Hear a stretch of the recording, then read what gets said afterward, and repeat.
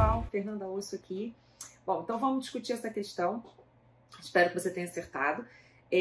Eu escolhi essa questão para discutir com vocês não pela complexidade dela, porque é uma questão do rol das questões fáceis, digamos assim, né? É aquela que eu brinco com o pessoal lá em aula do preparatório que não pode se permitir errar, porque é uma questão que a maioria das pessoas, pelo menos as pessoas atentas, obviamente, que estudaram, vão acertar. Mas eu escolhi essa questão por um motivo específico, tá? Que ela mostra pra gente a importância que é a gente ter malícia e sagacidade na hora de fazer uma prova, que não basta você saber o conteúdo em si, mas a gente precisa ir além disso e conseguir, principalmente numa prova objetiva, que é o caso dessa questão, a gente conseguir identificar aquela opção que é a mais correta. E a gente sempre fala isso para os nossos alunos, né? Às vezes, vocês vão se deparar com questões cujas opções de resposta, você fica na dúvida, essa daqui também não está errada, mas aí tem uma outra que é absolutamente correta, que não dá margem à discussão e à dúvida, e é justamente essa que você deve marcar. Então, em prova de concurso, isso tem que estar na sua cabeça, é por isso também que eu trouxe essa questão. Então, a questão, gente, ela trata de um paciente cirrótico, um idoso, né? E tem um enunciado grande e tudo mais, mas basicamente o que importa do enunciado é saber que o paciente ele tem uma cirrose hepática e que ele apresenta já edema e ascite de membros inferiores. E aí a questão quer saber, em termos de avaliação nutricional desse paciente, qual seria a alternativa correta, tá bom? Então vamos lá. Primeiro eu vou no gabarito, né? Eu espero que você tenha acertado.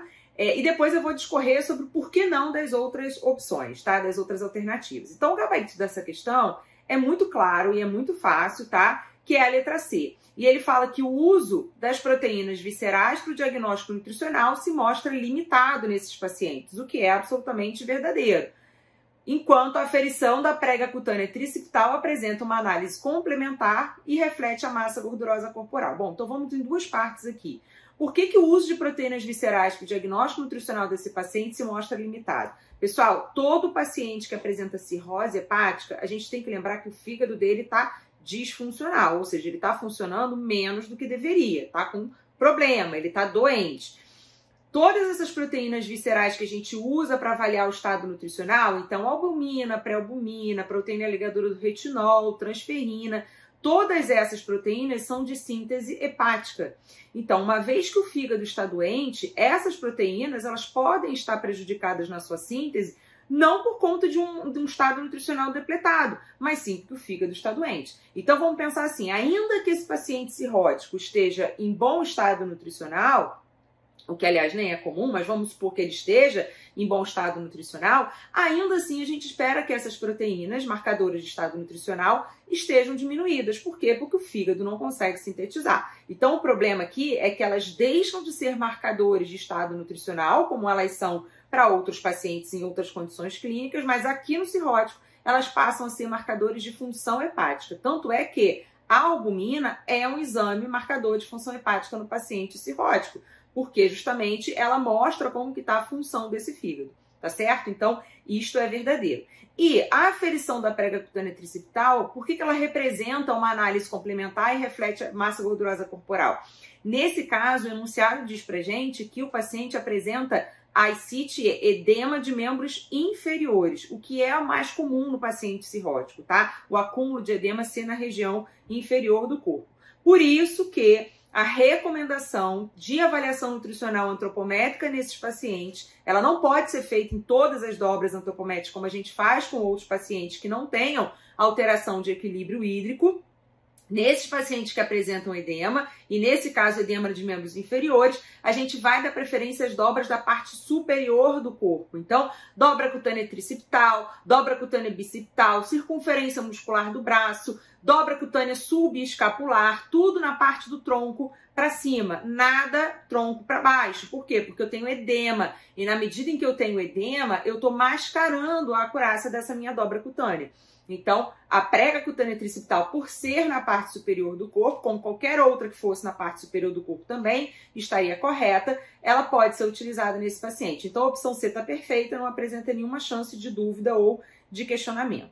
Agora vamos por que não a opção A? Tá muito simples. O índice de massa corporal deve ser calculado para a classificação do diagnóstico nutricional, considerando os valores de corte para idosos. Gente, se o paciente está cheio de edema e de ascite, a última coisa que eu posso pensar em fazer com ele é o IMC. O IMC, você vai pegar o paciente e pesar na balança, ele não vai separar naqueles compartimentos o que é água, o que é músculo, o que é osso. A gente sabe disso. Então, para esse paciente, o IMC está completamente fora de questão. Então, paciente cirrótico com desequilíbrio hídrico, guardem isso, não se usa IMC. Então, essa aí não é uma opção correta.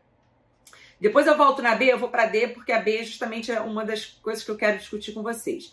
Opção D, por que não? A bioimpedância é um método padrão para avaliar a presença de nutrição calórico-proteica nesses pacientes. Não é.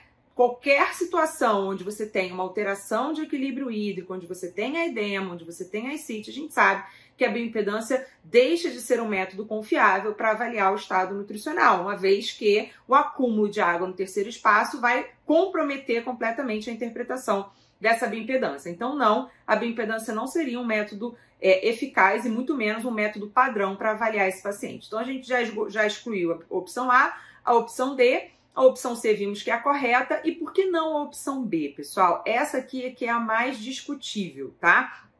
Por quê? O índice de... O que a opção coloca como sendo correta, tá? Incorreto, na verdade, né? Porque não é a opção correta. O índice de creatina na altura não pode estimar a massa corporal muscular ou celular corporal. Isso não é um consenso de literatura. Eu até falo isso em aula para os alunos, a gente destaca bem isso, tá? Existem autores que dizem que o índice de creatina na altura para o paciente com doença hepática não tem problema de utilizar, ele pode ser usado, é um bom método. E existem autor que diz que não, que o índice de creatina na altura não pode ser usado, uma vez que a creatinina é um produto da creatina que é produzida pelo fígado. Então, se o fígado está doente, eu posso comprometer a síntese de creatina e, consequentemente, de creatinina, e isso geraria uma subestimação da massa muscular quando a gente fosse interpretar o índice. Então, essa questão é discutível porque, dependendo da referência do concurso, eu posso ter quem diga, né, o autor dizendo que pode utilizar e o autor dizendo que não pode utilizar. Então, é uma questão discutível. Por isso que eu falo para vocês que tem que ter malícia e sagacidade na hora de fazer a questão. Porque se você olha uma questão dessa, você poderia questionar, poxa, mas essa aqui também não está completamente errada. Eu poderia considerar essa questão correta de acordo com determinado autor.